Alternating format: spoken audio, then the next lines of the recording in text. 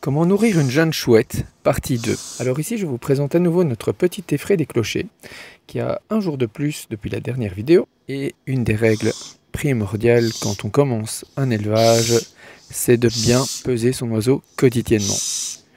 Donc aujourd'hui, nous allons la peser et elle fait exactement 20 grammes. C'est du coup très facile pour calculer la quantité de nourriture qu'on va lui préparer.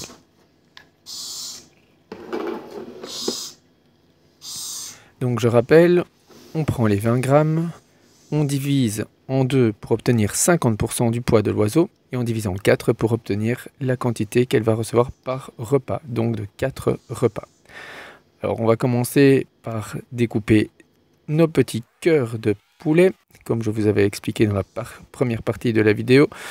Pour les premiers jours, on utilise des cœurs de poulet. On retire d'abord un petit peu les morceaux durs des artères ainsi que la graisse. Ensuite, on découpe le cœur de poulet, en tout petits morceaux adaptés à la taille de l'oisillon. Ici, j'accélère un petit peu la vidéo pour ne pas perdre de temps. On fait un deuxième cœur. On découpe la totalité en tout petits morceaux. Voilà. Ensuite, on va peser tout ça. Et donc, je vous ai dit que l'oisillon pesait 20 grammes.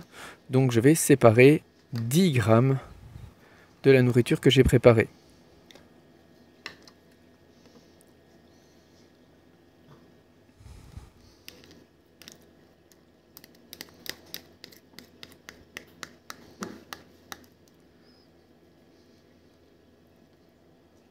J'en ai mis un petit peu de trop.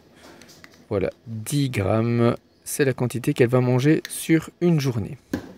À ces 10 grammes de viande, je vais rajouter un tout petit peu d'eau pour pouvoir hydrater l'oisillon. Je rappelle qu'on ne donne jamais d'eau directement dans le bec de l'oisillon. En tout cas, je parle bien des rapaces.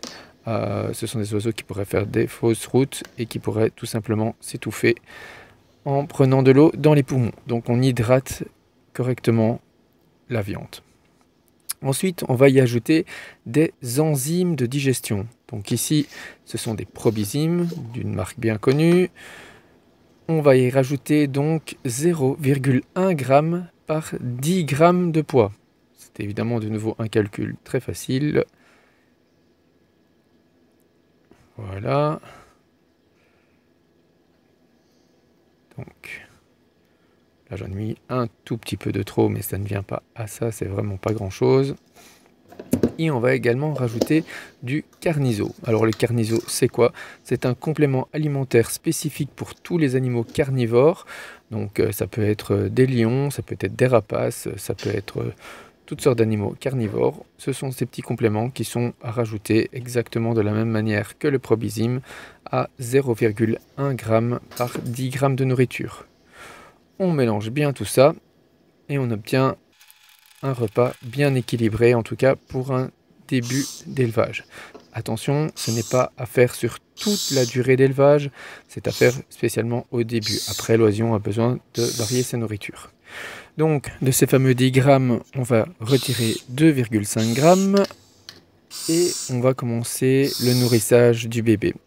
Petit morceau après petit morceau. Évidemment, les premiers bouts, c'est un petit peu plus compliqué. Une fois qu'il a compris, ça va tout seul et on peut accélérer la vidéo. Le bébé doit manger la totalité de ce qu'on lui a préparé.